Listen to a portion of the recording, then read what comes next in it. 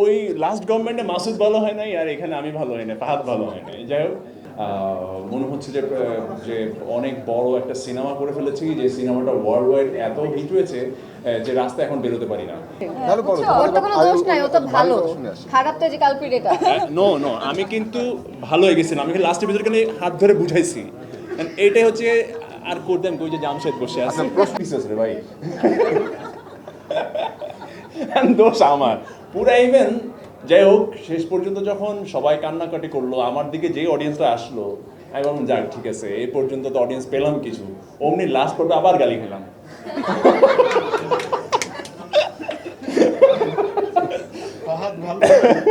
হ্যাঁ, এটাই হয়েছে যে ভালো হবে না। ওই লাস্ট গভর্নমেন্টে মাসুদ ভালো হয় নাই, আর এখানে আমি ভালো হয় না, ফাহাদ ভালো হয় নাই। যাই হোক, অ্যান্ড থ্যাংকস আপনাদের সবাইকে অনেক অনেক থ্যাংক ইউ, মানে থ্যাংকস দিতে চাই এই কারণে,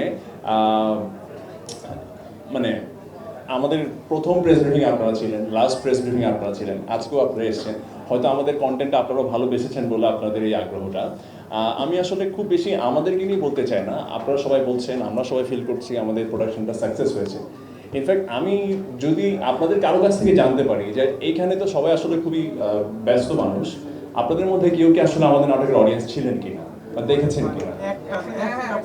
আচ্ছা, তো আপনারা যে কয়েকজনকে বলতে পারেন আপনাদের কোন জিনিসটা আসলে ভালো লেগেছে। আপনারা এই যে আপনি বলেছেন ভাইয়া যে একটা পর্ব আপনি মিস করেননি, সেটা কেন? আমরা আসলে জানতে চাই আপনাদের কাছ থেকে, অডিয়েন্স পয়েন্ট অফ ভিউটা, বা আমি জানতে চাই আসলে এই নাটকে পরিবারকে এত বেশি ফোকাস দিয়ে পরিবেশন করা হয়েছে, পরিবারের মানে যে গল্পটা আছে এটা মোটামুটি দেখা যাচ্ছে যে শুটিং করছেন। ইনফ্যাক্ট এই সিরিজের পরে অনেক পারিবারিক কনসেপ্টের গল্পের শুটিং হচ্ছে।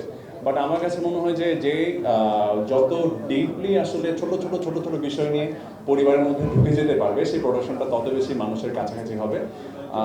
সত্যি বলতে গত মাসে শেষ পর্ব অনেক পর থেকে খুবই খারাপ লাগছিল যে এই ফ্যামিলিটিকে কাছে পাচ্ছি না। কিভাবে যেন কাজ করতে করতে সবাই না এত স্ট্রং একটা বন্ডিংয়ের মধ্যে আমরা অ্যাটাচড, যে মনে হয় না যে অন্য ফ্যামিলির কেউ বা অন্য জায়গার কেউ। আপনাদের সবাইকে অনেক ধন্যবাদ, এবং আপনাদের মাধ্যমে যারা আমাদের কথাগুলো শুনছেন, বাংলাদেশের প্রত্যেকটা অঞ্চলে, দেশে বিদেশে যারা যারা বাংলা নাটকের দর্শক আছেন, তাদের সবাইকে অনেক অনেক ধন্যবাদ। সত্যি বলতে এমন একটা প্রোডাকশনের অংশ হতে পেরে আমি খুবই কৃতজ্ঞ এবং ভাগ্যবান মনে করছি। মনে হচ্ছে যে অনেক বড় একটা সিনেমা করে ফেলেছি, যে সিনেমাটা ওয়ার্ল্ড ওয়াইড এত হিট হয়েছে যে রাস্তা এখন বেরোতে পারি না। একটা সময় মানুষ তো চিনতই, বাট মানুষ নতুনভাবে ক্যারেক্টারের নাম ধরে চেনে। এটা অনেক বড় একটা পাওয়া এই সিরিজ করে। আর লাস্ট পর্ব হতে শুরু করে, প্রথম পর্ব হতে শুরু করে একদম লাস্ট পর্ব পর্যন্ত যেভাবে অডিয়েন্সরা কানেক্টেড ছিল, সেটা অ্যামেজিং। এবং রাজ ভাইয়ের প্রতি অলওয়েজ আমি কৃতজ্ঞ, যে ফাহাদ ক্যারেক্টারটা উনি আমাকে দিয়েছেন। আমি চেষ্টা করেছি ঠিকঠাকভাবে করতে। আর আপনাদের সবাইকে অ্যাগেইন অনেক অনেক ধন্যবাদ। আজকে এসছেন সেই কারণে আরও অনেক বেশি ধন্যবাদ।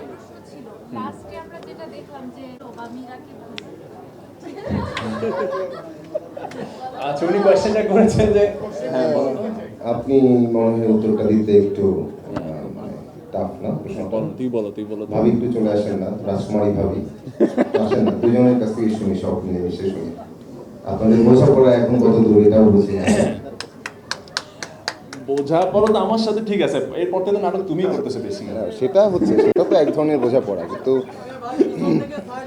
আসেন এই পুরো নাটকে যে আপনাদের বোঝাপড়াটা এত সবসময় যে হ্যাঁ। আচ্ছা আপু, কোয়েশ্চেনটা হচ্ছে উনি কোয়েশ্চেন করছে আবার যে আবার আসলে প্রশ্নটা করেন। হ্যাঁ আসলে কি তাকে ভালোবাসতে পেরেছিলেন প্রপারলি? হ্যাঁ, তার যে অভিযোগটা ছিল লাস্ট টাইমে যে তুমি কেন মানে কেন মেরিনের মতো আমি বড় বলতে করে পারি না, তোমার কথা হ্যাঁ, বলতে পারি না। মেরিন তার হাজবেন্ডে এই ওমা তাহলে তো আমি এভাবে কাঁদতাম না। মেরিনকে ডাকটা আমি চলে আসছে, কি টান কি আমি মজা। ডাকছি। ও, বলো আমি ডাকছি মেরিন। তাহলে বলো, ওর তো কোনো দোষ নাই, ও তো ভালো, শুনে আসি। খারাপ তো যে কালপ্রিট এটা। নো নো, আমি কিন্তু ভালো হয়ে গেছিলাম, আমি লাস্ট এপিসোড খালি হাত ধরে বুঝাইছি। And এইটাই হচ্ছে, আর করতাম কই যে জামশেদ বসে আছে। যাই হোক, ছেলেটা ভালোর পথেই ছিল। হ্যাঁ, যাই হোক, এরপরে যেটা হয় না, এটা ম্যাক্সিমাম ছেলের ভাগ্যেই জুটে। আসলে আমরা আসলে ভালোটা করি, কিন্তু মিসআন্ডারস্ট্যান্ডিং হয়ে যায়। দিন শেষে জামাইরা খারাপ না ভাই, জামাইরা ভালো, বউরা একটু বুঝেন প্লিজ। না, প্রশ্ন ছিল যে শেষ পর্যন্ত কি ফাহাদ তোমাকে ভালোবাসতে পেরেছে? আপনারা আমাকে বলেন, আচ্ছা, sorry, যদি কোনো একটু দাঁড়াও। ছেলে তার বউকে এশিওর করে যে সে ঠিকমতো ভালোবাসে, মেয়েরা কখন এরকম করে? আপনিই বলেন। তাইলে ও আমি না আজকে অ্যাকচুয়ালি মানে মেন্টালি রেডি হয়ে আসছিলাম যে আজকে আমরা সাকসেসটা সেলিব্রেট করব। এত কথা বলতে হবে আমি ওইটা রেডি হয়ে আসি নাই, যার জন্য এইভাবে কথা বলছি। ওকে, আমরা বুঝে গেছি সংসারে এখনো অভিনয় দেখে দর্শকরা অনেক কেঁদেছে এবং ইভেন আমি এবং আমার ওয়াইফও কেঁদেছি। আচ্ছা সরি যারা কিছু বলেন যারা কেঁদেছিল নাটকটা দেখে। আচ্ছা, আর কেউ কিছু বলেছেন? আমরা সবাই কেঁদেছি। ও হ্যাঁ, না আমি আসলে কে কাঁদবে, সত্যি কথা বলতে কি বিশেষ করে বাবার মানে যে ক্রাইসিস আমাদের সবচেয়ে খুবই কি বলবো ইমোশনাল যে সিকোয়েন্সটা ছিল আর কি, আমি আসলে অডিয়েন্স কাঁদবে কি কাঁদবে না ওই ফিল থেকে আসলে অ্যাক্টিংটা করিনি বা আমরা কেউই করি নাই। হ্যাঁ, মানে এটা হচ্ছে কি আমরা তো আসলে গল্পের ভেতরে ছিলাম, আমরা চেষ্টা করেছি মানে গল্পের ভেতরে থেকে ওই জিনিসটাকে ফিল করে আসলে কাজ করার। কখন চোখে পানি আসলো, কখন নাকে পানি আসলো, সত্যি কথা কিছুই বুঝি নাই। এবং আমরা আলহামদুলিল্লাহ যে অডিয়েন্স কানেক্ট করতে পেরেছেন এবং এত অডিয়েন্সের রেসপন্স, আপনি বলছেন আপনি কেঁদেছেন, এরকম প্রত্যেকটা ফ্যামিলিতে কেঁদেছে। আমি তো নিজেই কেঁদেছি। হ্যাঁ, এবং হ্যাঁ সবচেয়ে বড় ব্যাপার হচ্ছে যে আমার আব্বা আম্মা কেঁদেছেন।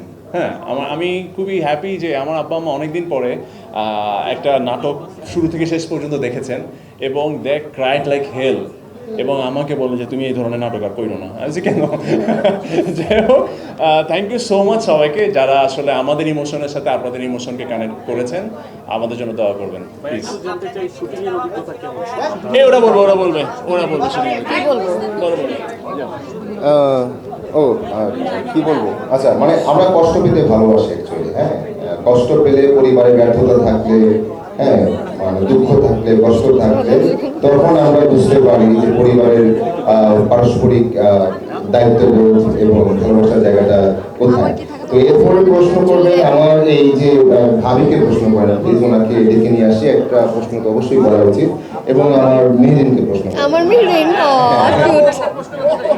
না, আগে ভাবিকে প্রশ্ন করেন প্লিজ। ভাবির কাছে আপনাদের প্রশ্ন কি? ভাবির কাছে প্রশ্ন, ভাবির